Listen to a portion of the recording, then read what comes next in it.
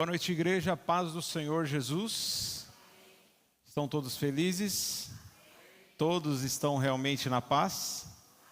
Porque se ainda não está em paz, você está no lugar certo. Aqui é o lugar onde a presença do Senhor se manifesta, e nós sabemos que Ele é aquele que nos dá a paz que excede todo entendimento. Vai além da nossa compreensão. Ela vai contra a lógica e contra a razão. Ainda que tudo ao nosso redor desmorone, com Ele nós temos a verdadeira paz. Amém? Vamos agora abrir as nossas Bíblias no Evangelho de Mateus, capítulo 8, versículo 1. Creio que Deus vai falar com você. Mateus 8, verso 1 diz assim: Quando ele desceu do monte, grandes multidões o seguiram. Um leproso aproximou-se, prostrou-se diante dele e disse: Senhor, se quiseres, podes purificar-me. Jesus estendeu a mão, tocou nele e disse: Quero, seja purificado. Imediatamente ele foi purificado da lepra. Amém? O tema da mensagem essa noite é: Jesus te estende a mão. Eu não sei como você tem andado, eu não sei o que você tem vivido, eu não sei como que está os seus pensamentos agora, eu não sei como está a sua situação financeira, emocional, eu não sei como está inclusive a sua salvação, se você de fato está perseverando como um salvo. Eu sei de uma coisa: Jesus é aquele que estende a mão para salvar. Jesus ama você, amado irmão, Ele se importa com você. Jesus morreu na cruz porque o propósito era te ajudar. E a principal ajuda que eu e você precisamos é de fato a ajuda espiritual. Muitos têm diversas necessidades. Muitos passam por lutas na área financeira, profissional, às vezes na área familiar, sentimental, casamento, nos relacionamentos. Muitos passam por crises e problemas emocionais, preocupações, ansiedades. E nós sabemos que, de fato, Jesus tem poder para resolver, e tem resolvido na vida de muitas pessoas. Mas, aquilo que nós temos pregado sempre, o Evangelho, ele não é uma proposta, uma solução para todos os problemas terrenos. O Evangelho é uma proposta de solução para um problema maior que cada ser humano tem, que é o problema espiritual. Jesus veio para acabar com o pecado, porque é o pecado que nos afastou de Deus. É o pecado que nos fez ser pessoas destituídas da glória de Deus. E Jesus lá na cruz, Ele venceu o pecado. Ele venceu não apenas o pecado que o cercava, que o rodeava, porque tem gente que acha que Jesus não foi tentado, e a Bíblia fala em Hebreus que Jesus foi tentado em tudo, em todas as áreas, tudo que você possa imaginar de tentação, Jesus foi tentado, mas Ele não caiu em nenhuma tentação, Ele não pecou, Ele permaneceu fiel, Ele permaneceu puro, Ele permaneceu santo, até a morte, e morte de cruz. Então Jesus foi tentado sim, mas não caiu em nenhuma tentação, e Ele estende a mão para cada um de nós, para nos salvar. Amém, irmão? Lá na cruz então, Ele veio, morreu, foi sacrificado para nos dar a vida eterna. Eu sei que muitas vezes a vida eterna é algo que tem sido negligenciado, as pessoas muitas vezes dizem que é importante, dizem que se preocupam, mas no dia a dia quase nem pensam sobre isso, quase não pensam sobre a eternidade, sobre vida após a morte. É só a gente fazer uma autoanálise, né? Um exame na nossa própria vida. Das 24 horas que nós temos por dia, quanto tempo nós passamos pensando na vida após a morte? Quanto tempo nós passamos? E quanto tempo nós passamos pensando em contas para pagar, em coisas que nós queremos comprar? No filho, no problema no casamento, no dinheiro que está faltando. A gente passa o tempo todo pensando nessas coisas. Eu preciso conquistar, eu preciso resolver os meus problemas aqui na terra. A gente passa às vezes dia e noite, a gente dorme e acorda pensando nas notícias, no governo, na política. A gente pensa em tudo. E raramente nós pensamos na vida eterna. Mas Jesus de fato veio para trazer vida eterna. O mais importante para você, meu irmão, o mais importante para você, Ele já te deu gratuitamente lá na cruz. Isso significa que Ele não abençoa, que Ele não abre portas, que Ele não cura enfermidades, que Ele não restaura casamentos? Não. E nós vamos ver nessa noite, inclusive, que Jesus, Ele salva em todos os sentidos. Mas é importante que você lembre que o principal da salvação tem a ver com a nossa vida após a morte. Então aqui Jesus, Ele desce do monte e grandes multidões seguem Jesus. E de repente um leproso se aproxima dele e ele, sabiamente, ele fala: Jesus, se quiseres, ele chama Jesus de Senhor, ele reconhece que Jesus é o Senhor. Ele fala: se quiseres, podes purificar-me. Aqui nós aprendemos uma lição muito grande com esse leproso. Ele reconheceu que Jesus, Ele era soberano. Ele era soberano e isso é uma característica, um atributo de Deus. Ele tem vontade própria. Ele poderia não querer curar aquele leproso. Então ele não chegou: Jesus, me cura aí, já que você é o poderoso, me cura agora. Não. Não colocou Jesus na parede, falando: você tem que me curar, porque eu ofertei, eu participei da campanha, então agora eu exijo, eu determino que você me cure. Não. Porque quem faz isso, meu irmão, ainda é menino, ainda não amadureceu. E eu diria mais, nem se converteu, nem nasceu de novo. Porque quem somos nós para determinar alguma coisa para o Senhor Todo-Poderoso, soberano e que faz sempre a sua vontade? Nós não somos ninguém para determinar nada. Nós podemos humildemente pedir, reconhecendo que Deus pode dizer sim ou não. Ele pode querer fazer, mas também pode querer não fazer. Ele pode de repente fazer cada um de nós esperar um determinado momento, ou Ele pode simplesmente nunca fazer aquilo que nós estamos pedindo para Ele fazer. Porque Ele é o Senhor e nós somos os servos. Mas também somos chamados de amigos de Deus, de filhos de Deus. Mas é Ele que manda e nós obedecemos. É Ele que determina. Tudo certo? Tudo bem para você? É Ele que determina. Então, esse leproso sabiamente ele falou: se quiseres, eu sei que tu podes. Então, eu sempre falo para as pessoas: meu irmão, qualquer pedido de oração, sendo de acordo com a palavra, não sendo contra os princípios da palavra, eu vou orar, crendo que Deus tem poder para fazer. Agora, a não ser que Deus me revele claramente que Deus quer curar, eu jamais vou afirmar assim: não, Deus vai te curar agora, porque eu não sei.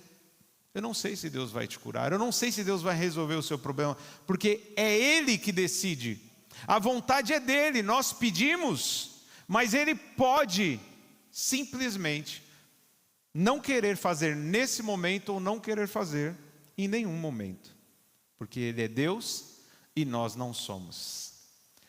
Existe uma grande tendência em muitas igrejas, aonde os líderes estimulam os seus fiéis, estimulam os seus adeptos, os seus membros, a se tornarem pequenos deuses. Deuses que determinam tudo o que vai acontecer. Não, você tem que usar a sua autoridade, tem que determinar e vai acontecer. Não é?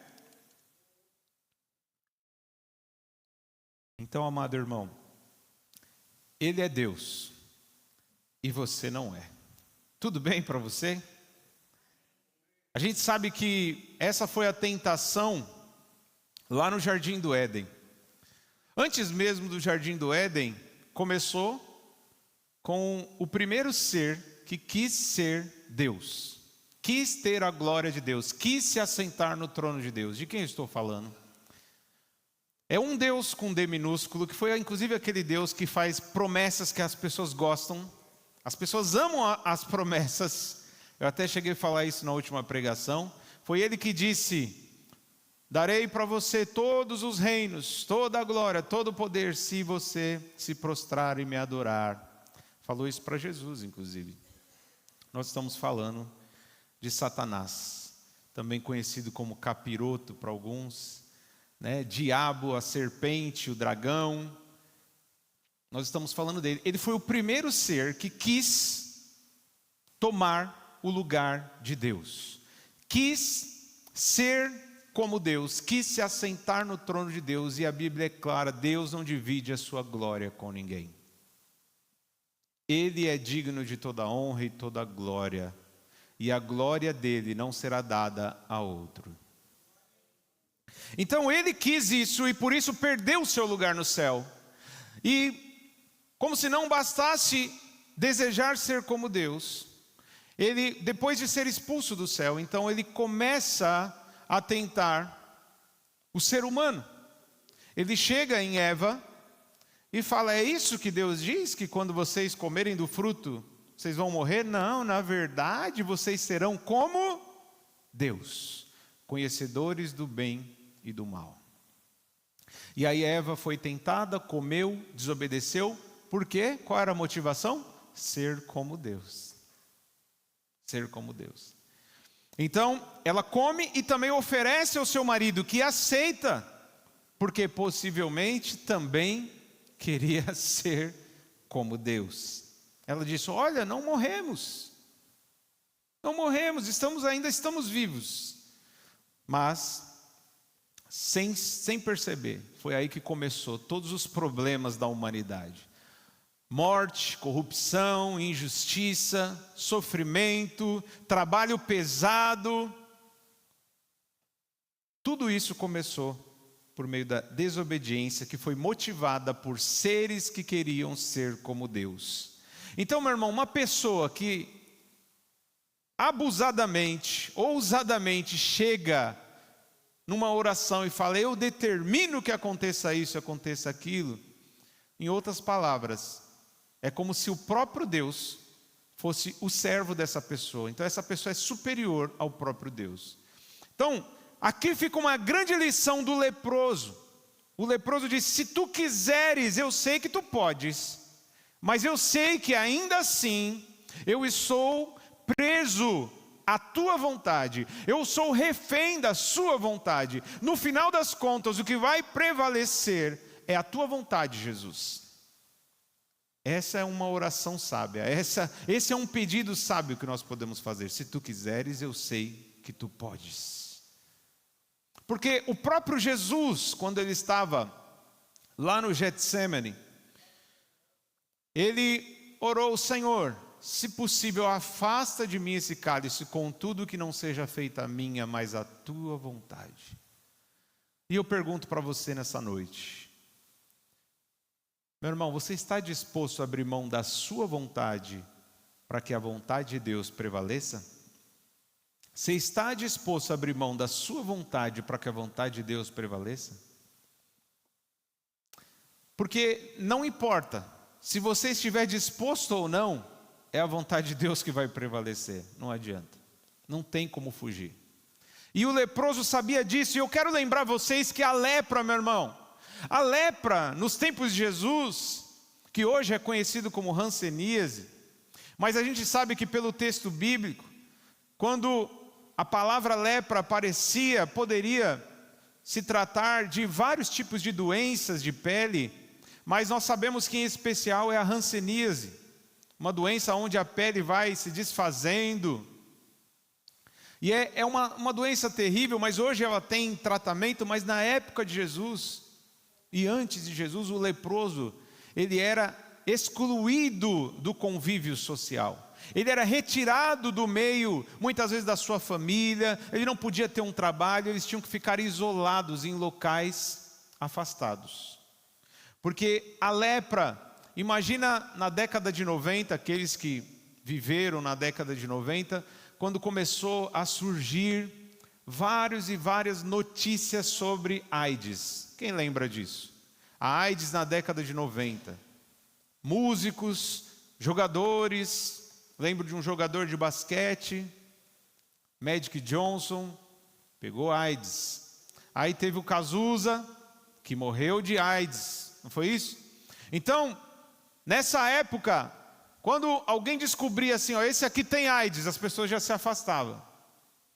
Se estivesse ali numa praia, ou numa piscina pública, e descobrisse, ó, uma pessoa está na piscina e tem AIDS, todo mundo saía. Porque tinha aquele medo, né? É uma pessoa que pode contaminar, e vai nos contaminar e nós podemos morrer. Então, o leproso, ele era visto daí para pior, porque era considerado uma maldição. Era como se a pessoa estivesse ali com algum tipo de pecado. E por causa daquele pecado, a pessoa foi amaldiçoada então com aquela enfermidade. E quem chegasse perto dele ia ser amaldiçoado também, ia se tornar impuro. Então, amado irmão, a situação para os leprosos era muito difícil.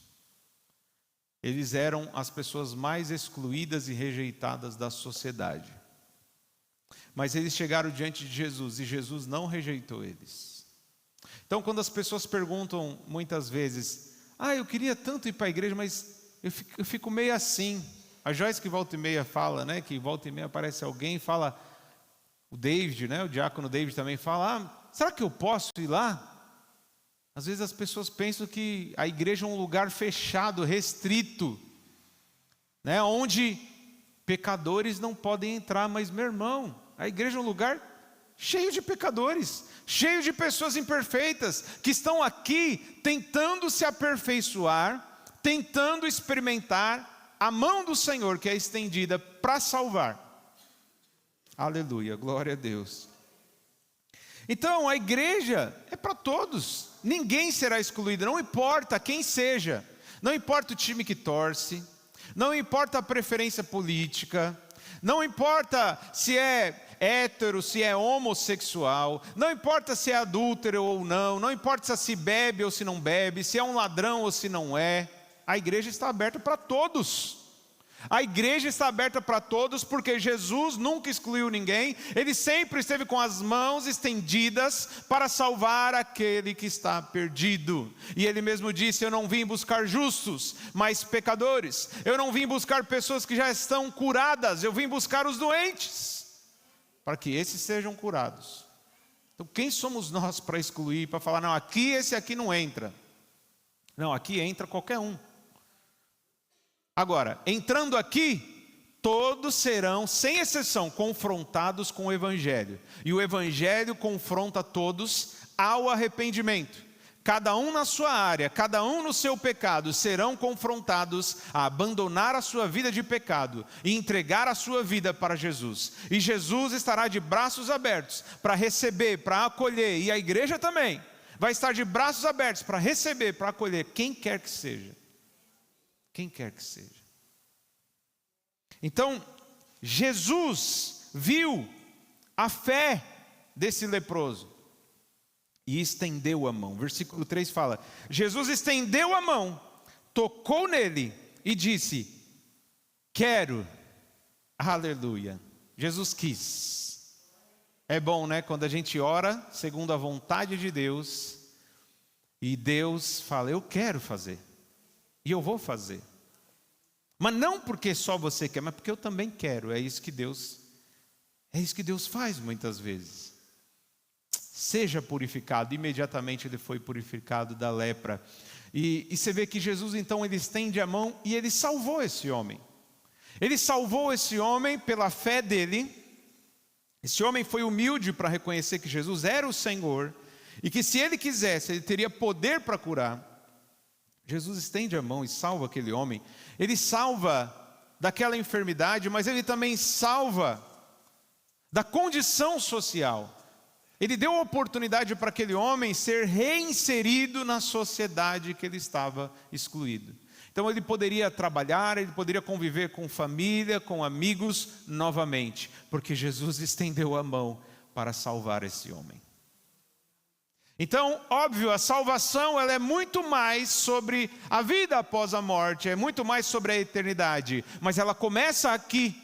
Jesus começa nos salvando de tantas coisas, de enfermidades, de maus hábitos, do pecado, e por fim nos salva eternamente lá na glória.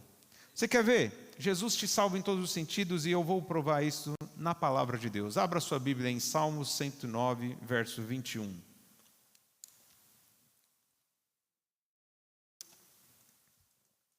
Salmos 109, verso 21. Acompanhe comigo lá no telão. Diz assim: Tu, porém, soberano Senhor, intervém em meu favor. Por amor do teu nome, livra-me, pois é sublime o teu amor leal. Sou pobre e necessitado no íntimo. O meu coração foi transpassado. Vou definhando como a sombra vespertina. Para longe sou lançado como um gafanhoto. De tanto jejuar, os meus joelhos fraquejam. O meu corpo definha de magreza. Sou objeto de zombaria para os meus acusadores. Logo que me veem, maneiam a cabeça. Socorro, Senhor meu Deus, salva-me pelo teu amor leal. Que eles reconheçam que foi a tua mão, que foste tu, Senhor, que o fizeste. Então aqui o salmista ele está pedindo para o Senhor salvar. E na antiga aliança, no Antigo Testamento, o conceito de salvação não era o mesmo conceito que nós tínhamos, que nós temos hoje. Porque o conceito de salvação no Antigo Testamento era livramento, era socorro, era a ajuda do Senhor ali mesmo, na terra. Quando o Senhor libertou o povo de Israel da escravidão no Egito e os levou à terra prometida, Canaã, eles disseram: foi o Senhor que nos salvou da escravidão. Então aqui o salmista está falando é algo muito semelhante àquilo que o próprio Jesus enfrentou. E nós sabemos que muito do que é mencionado no Antigo Testamento aponta para o próprio Cristo, aponta para Jesus. Esse é um de tantos textos que vai apontar aquilo que o próprio Jesus enfrentou: a zombaria, a afronta, a perseguição. Muitos tentaram assassinar Jesus antes mesmo da crucificação. E aqui o salmista está falando: olha, são muitos os meus acusadores. Logo que eles me veem, eles começam a balançar a cabeça no sentido assim: pobre coitado, ali vai um Zé Ninguém, um Zé Mané, ali vai um fracassado, ali vai um falido. Mas ele contava com o socorro, com a ajuda, ele contava com a mão do Senhor que seria estendida, e no momento que o Senhor estendesse a mão, ele sabia, ele tinha segurança, ele seria salvo. Ele seria salvo. Então ele disse: salva-me pelo teu amor real, e que eles reconheçam que foi a tua mão. Então, meu irmão, o Senhor morreu na cruz, Jesus morreu na cruz para te salvar da condenação eterna, do inferno. Ele morreu sim para te salvar, mas ele morreu também, meu irmão, para te salvar do poder do pecado, para te salvar do medo. A Bíblia fala que o perfeito amor lança fora todo medo. Ele veio para te salvar desse medo. Inclusive nós estávamos conversando ali no fundo, antes do culto começar, que muitas vezes a ansiedade nada mais é do que o medo. A ansiedade é o medo de que: será que eu vou conseguir? Será que vai acontecer? Será que vão me entender? Ansiedade é isso. E a Bíblia fala: o perfeito amor, o amor de Deus, ele lança fora todo medo. Não significa que não teremos problemas, que os gigantes não vão se levantar, que não enfrentaremos situações que causam medo. Não, nós vamos passar pelo fogo, pela água, mas Isaías 43 garante: o fogo não te queimará, as águas não te afogarão. Por quê? Porque o Senhor está conosco e nós temos segurança. Nós temos segurança porque Ele é aquele que estende a mão para nos salvar em todos os sentidos. Salmo 69, verso 1. Salmo 69, verso 1 diz assim, acompanhe comigo no telão. Salva-me, ó Deus, pois as águas subiram até o meu pescoço. Nas profundezas lamacentas eu me afundo. Não tenho onde firmar os pés. Entrei em águas profundas, as correntes me arrastaram. Cansei-me de pedir socorro. A minha garganta se abrasa, os meus olhos fraquejam de tanto esperar pelo meu Deus. Mais um texto aqui, mostrando alguém que esperava pela salvação do Senhor. E era uma salvação terrena, não era uma salvação eterna. Em Mateus 11, 28, é aquele texto muito conhecido, onde Jesus fala, vinde a mim todos vós que estáis cansados e sobrecarregados, e eu vos aliviarei. Ou seja, esse alívio não é só após a morte, já começa nesta vida. Ele é aquele que vai te dar alívio se você está cansado na sua alma. Se a sua alma está sobrecarregada, Ele pode te dar alívio hoje.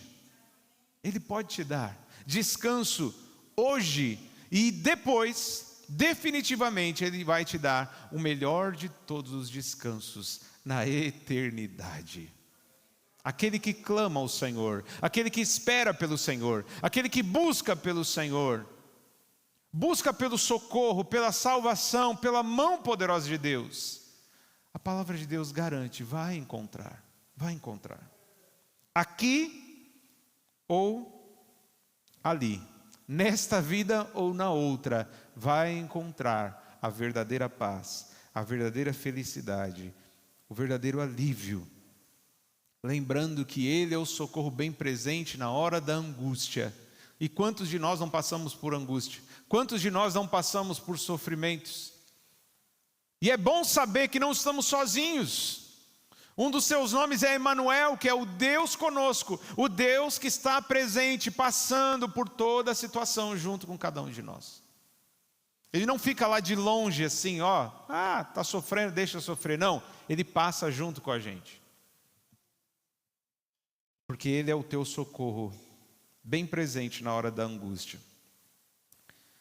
E eu queria, nesta noite em especial, lembrar que Jesus, Ele é aquele que estende a mão para salvar, para curar, para libertar. Mas um dia, há 2000 anos atrás, Ele estendeu as duas mãos para receber pregos.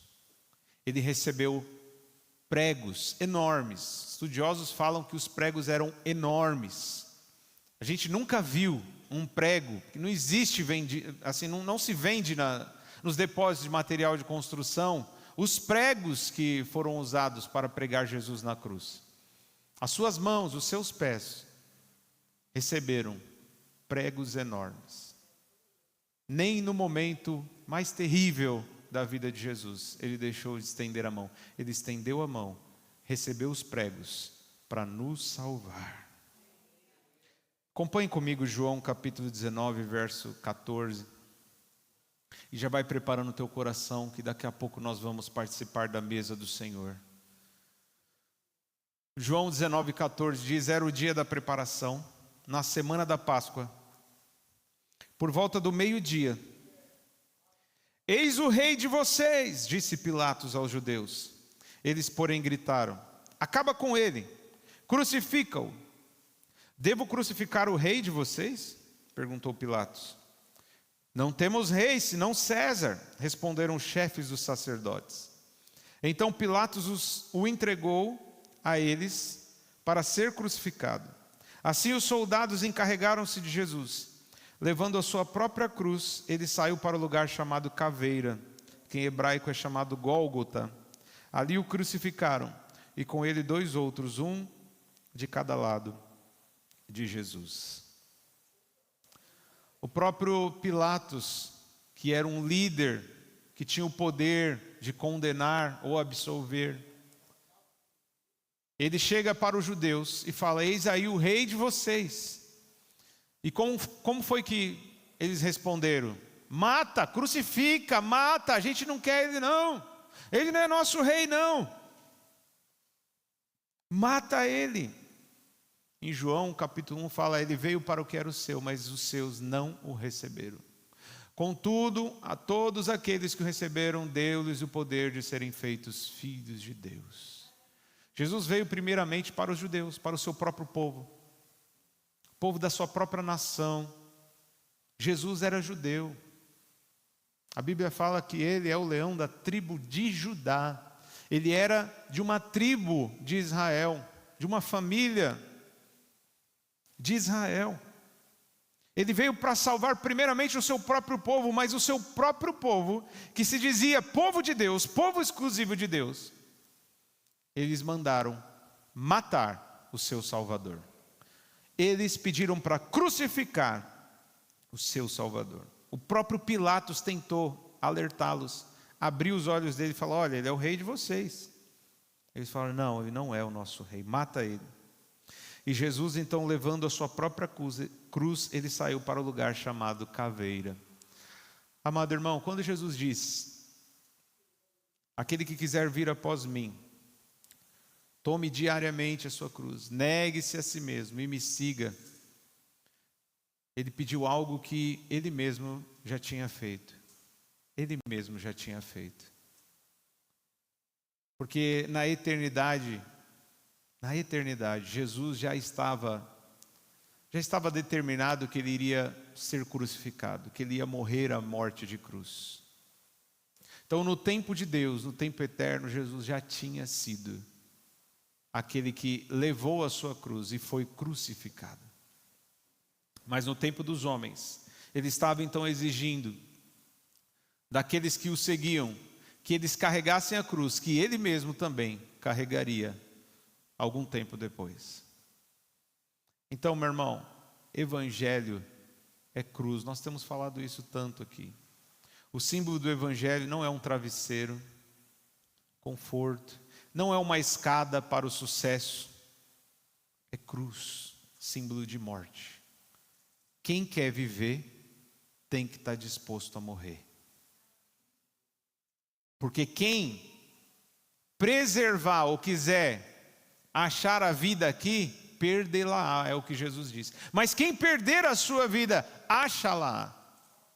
Eu cheguei a falar na quarta-feira sobre aquilo que é paradoxal, né?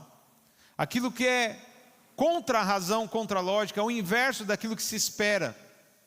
As pessoas muitas vezes vêm para a igreja achando que o evangelho é pragmático, é uma solução fácil e rápida para resultados positivos, resultados instantâneos, como o miojo que é feito em 3 minutos. Eu venho, participo de um culto, faço uma campanha, faço uma oração, dou uma oferta e pronto. Tudo que eu quiser, o cara lá de cima vai me dar. Essa é a teologia da Xuxa, não é a teologia bíblica. Então, meu irmão, evangelho é cruz, evangelho é morte. Nós morremos, mas ele nos deu o exemplo, ele morreu primeiro. E nós, claro, temos que estar dispostos a morrer literalmente, mas quando falamos sobre morte, é mais profundo do que a morte física. Nós temos que morrer para as nossas vontades, temos que estar dispostos a deixar de lado o nosso jeito, os nossos desejos, as nossas vontades, porque ele, antes de nós, ele deixou tudo. Inclusive ele deixou o status, a glória, ele deixou o seu lugar, era um lugar majestoso, e ele veio aqui, se humilhou como homem e morreu no nosso lugar. Ele carregou também uma cruz, ele foi crucificado, mas antes de ser crucificado literalmente, ele mesmo já tinha crucificado a sua própria vontade, a sua própria carne, andando aqui neste mundo. Então, meu irmão, nós precisamos entender que Jesus está disposto a estender a mão. Jesus está disposto a estender a mão. A questão é, nós estamos dispostos a segui-lo? Nós estamos dispostos a carregar a nossa cruz? Nós estamos dispostos a negar a nós mesmos? Nós estamos dispostos a aceitar o não de Deus? Muitas vezes, estender a mão não significa que ele resolverá todos os seus problemas e realizará todos os seus desejos. Porque é algo que a gente sempre fala, e vamos continuar falando, para que todos entendam. Jesus não é o gênio da lâmpada. Não é assim, basta você esfregar a lâmpada mágica e pronto. O gênio da lâmpada aparece e fala: faça 3 pedidos, 3 desejos, qualquer coisa. Não é assim. Porque no caso, Ele é o Senhor, Ele faz aquilo que Ele quer. Nós podemos pedir, reconhecendo que Ele tem poder para fazer qualquer coisa. Eu creio que Deus pode ressuscitar ainda nos nossos dias. Deus pode curar leprosos, curar os cegos, fazer os surdos ouvir, paralítico andar. Pode fazer, sabe, igual aconteceu lá no Egito, as 10 pragas, né? Pode acontecer qualquer coisa, qualquer sinal miraculoso. A questão é, tudo que Deus faz tem um propósito. E todo propósito está relacionado à sua vontade. É a vontade dele que sempre prevalece. Então, meu irmão, não sei o que você tem enfrentado. Eu sei que Jesus, Ele estende a mão para você. Mas você precisa fazer como o leproso. Senhor, se quiseres, se tu quiseres, eu sei que tu podes. De uma coisa é certa, irmão, de um jeito ou de outro. Jesus vai estender a mão para você, ou para te curar e resolver o seu problema, ou Ele vai estender a mão para você, para te dar paz, calma, paciência, tranquilidade, segurança, para que mesmo com o problema, você siga adiante e prossiga para o alvo, que é Ele mesmo, Cristo Jesus. Amém? Louvado e engrandecido seja o nome do Senhor. Eu lembrei inclusive daquela canção antiga, né? Quando Jesus estendeu a sua mão. Quem conhece essa música? Quando Jesus estendeu a sua mão, Ele estendeu a sua mão para mim. Eu era pobre e perdido, sem Deus, sem Jesus. Quando Ele estendeu a sua mão para mim. Jesus estendeu a mão para você, meu irmão. Nós não merecíamos, Ele estendeu a mão. Quando nós estávamos perdidos, mortos em nossos pecados e transgressões, Ele estendeu a mão para nos salvar. Eu lembro de Pedro andando sobre as águas. Pedro andou sobre as águas, mas começou a olhar para os problemas, e aí ele começa a afundar. E aí ele olha para Jesus e fala: salva-me, Jesus. E aí Jesus estende a mão e salva Pedro, para que ele não afunde, para que ele não se afogue. Assim somos nós, muitas vezes. Começamos bem a vida cristã, empolgados, animados, cheios de vontade. A gente começa a flutuar, né? Aí começa a aparecer os problemas. Nós que tínhamos a sensação que estávamos andando por cima das águas, de repente começamos a afundar. Mas é nesse momento que nós clamamos: Senhor, me ajuda. E Ele sempre está disposto a estender a mão para te ajudar, para te socorrer, porque Ele é o teu pastor, e como seu pastor, nada te falta. Louvado e engrandecido seja o nome do Senhor. Quero convidar aqui as diaconisas, Esther, diaconisa Noélia. 1 Coríntios 11, 20. Diz assim: quando vocês se reúnem, não é para comer a ceia do Senhor, porque cada um come sua própria ceia sem esperar pelos outros. Assim, enquanto um fica com fome, outro se embriaga. Será que vocês não têm casa onde comer e beber? Ou desprezam a igreja de Deus e humilham os que nada têm? Que lhes direi? Eu os elogiarei por isso? Certamente que não, pois recebi do Senhor o que também lhes entreguei. Que o Senhor Jesus, na noite em que foi traído, tomou o pão, tendo dado graças, partiu e disse: isto é o meu corpo que é dado em favor de vocês. Façam isso em memória de mim. Da mesma forma, depois da ceia, ele tomou o cálice e disse: este cálice é a nova aliança no meu sangue. Façam isso sempre que o beberem em memória de mim. Porque sempre que comerem deste pão e beberem deste cálice, vocês anunciam a morte do Senhor até que Ele venha. Portanto, todo aquele que comer o pão ou beber do cálice do Senhor indignamente, será culpado de pecar contra o corpo e o sangue do Senhor. Examine-se cada um a si mesmo, e então coma do pão e beba do cálice. Pois quem come e bebe sem discernir o corpo do Senhor, come e bebe para a sua própria condenação. Por isso há entre vocês muitos fracos e doentes, e vários já dormiram. Mas se nós tivéssemos o cuidado de examinar a nós mesmos, não receberíamos juízo. Quando, porém, somos julgados pelo Senhor, estamos sendo disciplinados para que não sejamos condenados com o mundo. Portanto, meus irmãos, quando vocês se reunirem para comer, esperem uns pelos outros. Se alguém estiver com fome, coma em casa, para que quando vocês se reunirem, isso não resulte em condenação. Quanto ao mais, quando eu for, lhes darei instruções. Então a gente sempre repete aqui que tomar ceia indignamente, de acordo com o verso 21, é aquele que toma ceia de maneira egoísta, pensando apenas em si próprio, sem pensar no próximo. Era o que acontecia na igreja de Corinto. Uns estavam enchendo a barriga e até se embriagando com o vinho da ceia, que era servido na época deles, e eles estavam esquecendo, desprezando aqueles que muitas vezes não podiam participar. De acordo com o versículo 27 ao 31, também fala que tomar a ceia indignamente pode ser aqueles que não examinam a si mesmo. Ao invés de olhar o próprio pecado, às vezes é aquele que fica sempre querendo achar o pecado do outro. Meu irmão, todos nós somos pecadores, certo? Por sermos pecadores, ninguém é digno de participar da mesa do Senhor. Todos nós participamos pela misericórdia e pela graça. Então, tudo que nós devemos fazer é, vamos olhar para nós mesmos, vamos examinar os nossos pecados. E vamos deixar para o irmão examinar o dele. Porque se eu ficar examinando o pecado do irmão e esquecer de examinar o meu, aí sim eu posso estar tomando a ceia indignamente. E do verso 33 ao 34, ele repete a questão do egoísmo, deixando claro que aqueles que tomam indignamente, muitos que ficam fracos e até dormiram, até morreram, é porque não discerniram o corpo de Cristo, no sentido de que a igreja é o corpo de Cristo e que o corpo de Cristo foi repartido por todos. E eu não posso pensar apenas em mim, eu tenho que pensar em todos os meus irmãos, que são membros do corpo de Cristo. Então, meu irmão, você precisa repartir, você precisa esperar, é o que fala o texto.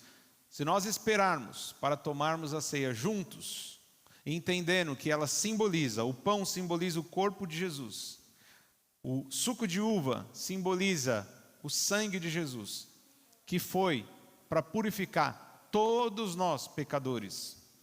E quando nós entendemos que isso foi partido por todos, e esperamos uns pelos outros, aí nós estamos tomando a ceia de maneira digna. Eu gosto de lembrar que em Lucas 15, verso 1 e diante, fala que Jesus, ele se assentava para comer com pecadores. E muitos que se consideravam religiosos, santos, homens de Deus, se escandalizavam por Jesus estar comendo com pecadores.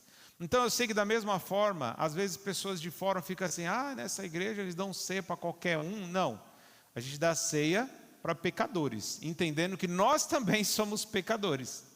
Seres humanos em geral são pecadores e carecem da graça, da misericórdia, do sangue de Jesus. Então, nós servimos a ceia se a pessoa entender que ela precisa esperar, entender que isso aqui simboliza o sacrifício de Jesus, que foi para salvar a todos, e esperar uns pelos outros, todo mundo pode participar. Eu lembro também que tentaram excluir as crianças.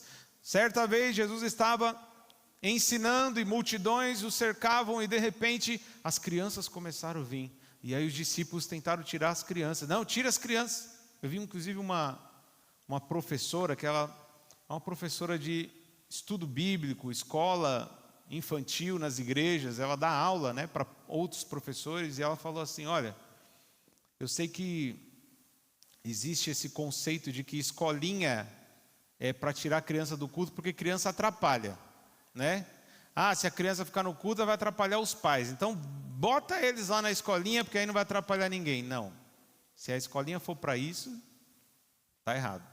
A escolinha talvez é para ensinar a criança na linguagem dela. Ensinar o evangelho numa linguagem que a criança entenda. Porque tentaram excluir as crianças do meio do culto quando Jesus estava pregando, porque Jesus não fazia culto só no templo, certo, irmão? Tá certo? Jesus fazia no Monte das Oliveiras, tinha culto. Ele fazia na beira do Mar da Galileia, em cima de um barco, ele fazia nas casas, ele fazia no meio do caminho, em qualquer lugar onde Jesus estava, ele ensinava e ali havia culto. Havia cura, havia libertação, havia ensino. e tentaram excluir as crianças. Jesus falou: deixai-as vir até mim, porque dos tais pertence o reino dos céus. Eu sempre estranhei isso, como que o próprio Deus não nega o céu, e eu vou estar negando a criança de participar de um símbolo, que é apenas um símbolo. Isso aqui não é literalmente o corpo de Jesus, isso aqui só aponta para o corpo de Jesus. Isso aqui é um estimulante para a nossa memória. Eu olho para esse pão, eu como esse pão, eu lembro que Jesus morreu por mim. Então, eu vou excluir as crianças? Não, nós não excluímos as crianças. As crianças podem participar, mas inclusive as próprias crianças, elas são ensinadas. Elas discernem o corpo de Cristo. É claro que com toda limitação, mas a gente sabe que adultos também, nem todos compreendem profundamente o símbolo da ceia. Eu sei de crianças que têm um entendimento mais profundo que muitos adultos sobre a ceia. Então, nós deixamos na consciência de cada um. Você e Deus sabe se você tem condições, se você discerniu o corpo de Cristo, certo? Não é um pecado que vai te impedir de tomar a ceia, porque se for assim ninguém toma. Tá certo? Então, agora nós vamos distribuir os pães. Segura aqui por enquanto, nós vamos dar graças. Feche seus olhos. Pai, nós te damos graças, Senhor, por estes elementos que apenas simbolizam. Nós não estamos consagrando, não estamos mistificando, porque sabemos que esses elementos em si não têm poderes, eles são apenas uma ferramenta para estimular a nossa memória. Nós te damos graças pelo pão, te damos graças, Senhor, pelo fruto da vide, e queremos de fato lembrar que o Senhor morreu no nosso lugar, lá na cruz, no Calvário. Em nome de Jesus. Amém. Pode servir. Espere, meu irmão, não coma. Fique com o pão na mão, para que todos possamos comer juntos. Uma história de amor real, de um pai que seu próprio filho deu. A estrela anunciou que viria o rei. Em Belém nasceu o pai, o filho deu. Vou contar uma história de amor real.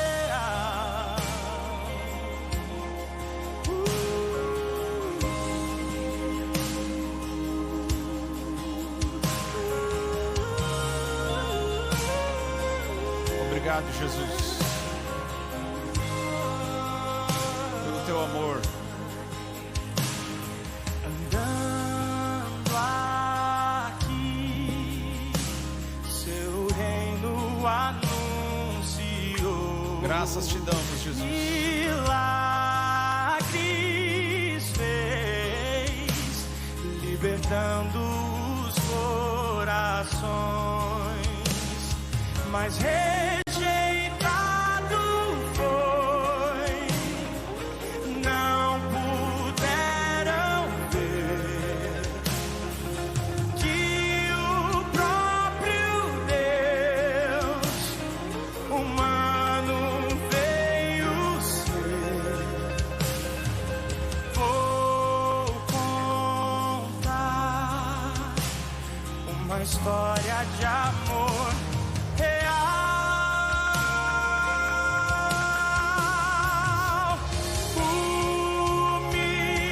Humilhado foi na rude cruz, como sofreu. Ele sofreu por você, Ele sofreu por nós.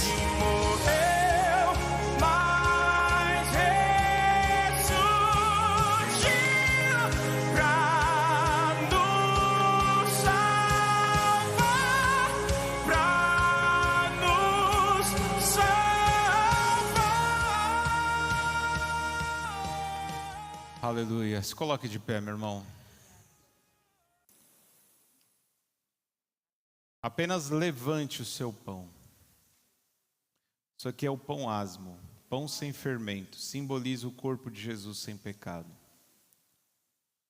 Ele foi tentado, mas não pecou, para que o sacrifício fosse perfeito e tivesse o poder de nos redimir, de purificar cada um de nós dos nossos pecados.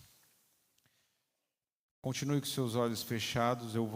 Antes de nós comermos, eu vou ler novamente o versículo 23 de 1 Coríntios 11, que diz: pois recebi do Senhor o que também lhes entreguei, que o Senhor Jesus, na noite que foi traído, tomou o pão e, tendo dado graças, partiu e disse: isso é meu corpo que é dado em favor de vocês, façam isso em memória de mim. Todos comamos o pão.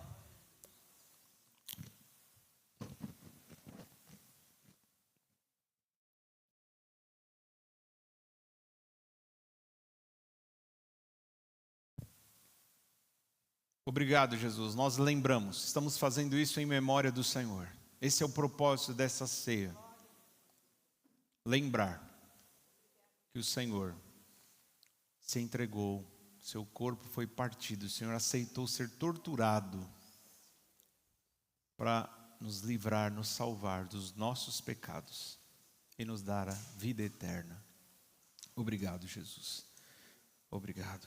Aleluia. Agora você vai receber o cálice. Espere para que todos possamos beber juntos.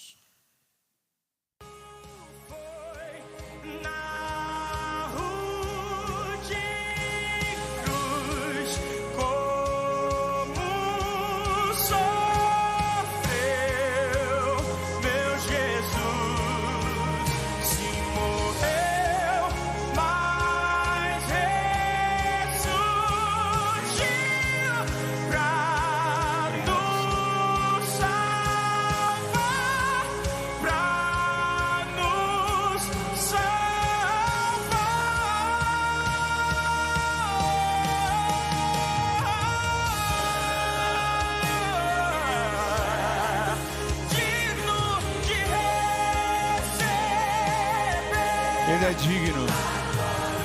A glória e o louvor. Adoramos o teu nome nessa noite, Senhor. Santo, santo, santo é o Senhor.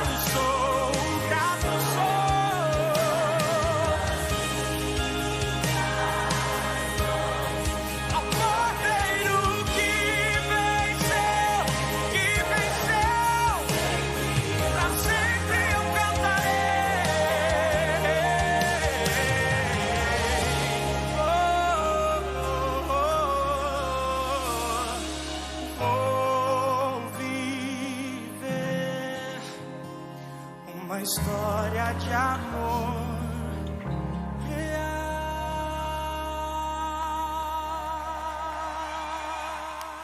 Obrigado, Jesus.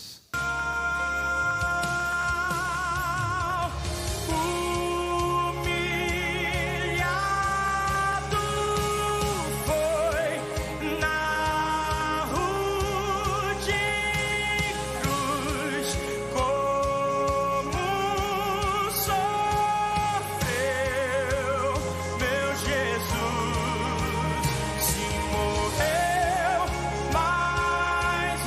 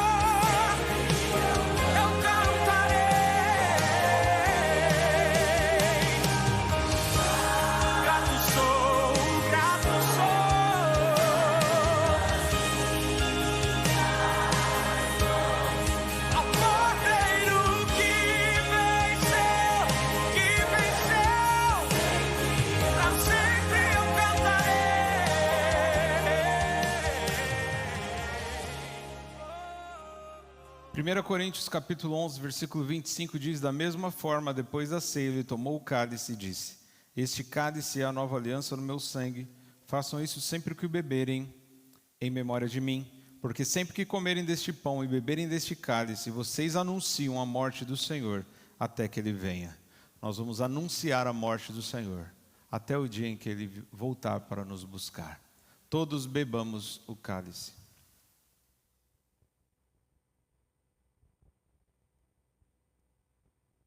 Glória a Deus, aleluia!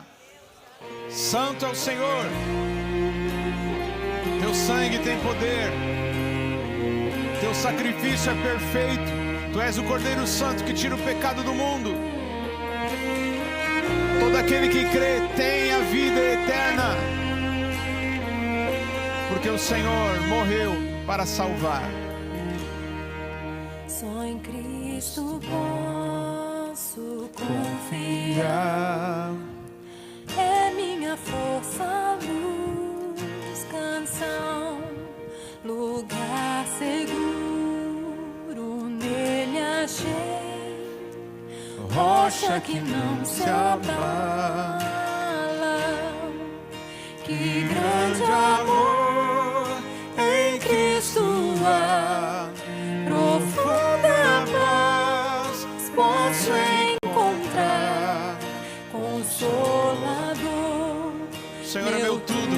Enfim, nele eu vou permanecer.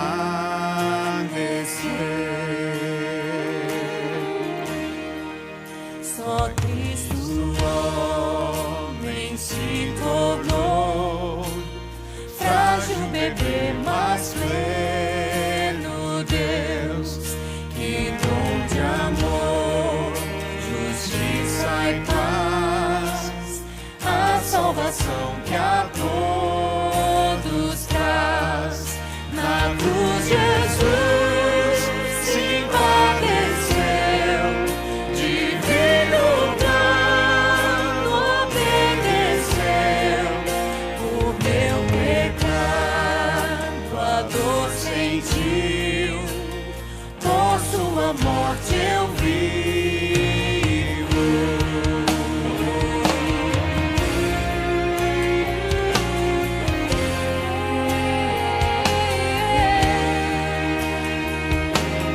Só temos vida porque o Senhor morreu. Obrigado, Senhor, pela tua morte.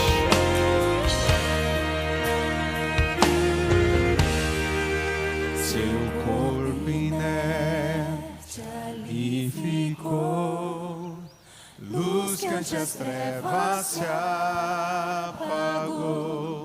Glorioso dia então surgiu. Vivo ele está, Ele está vivo.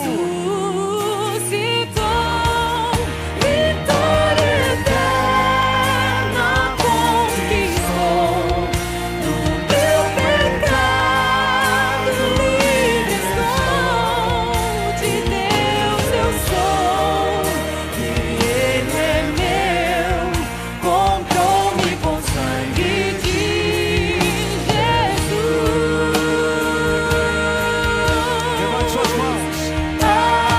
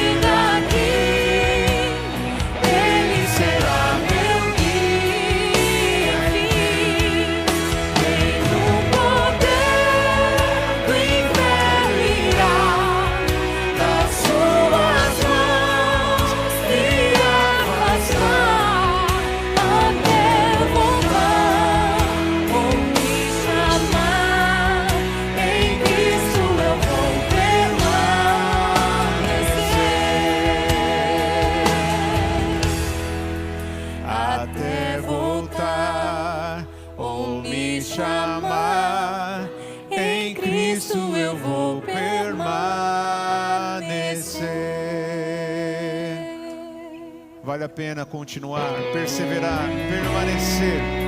Não desista, meu irmão, continue. Continue mesmo com as lutas, apesar das circunstâncias. Tudo podemos por aquele que nos fortalece. Em Cristo nós somos mais que vencedores. Mais que vencedores. Aleluia.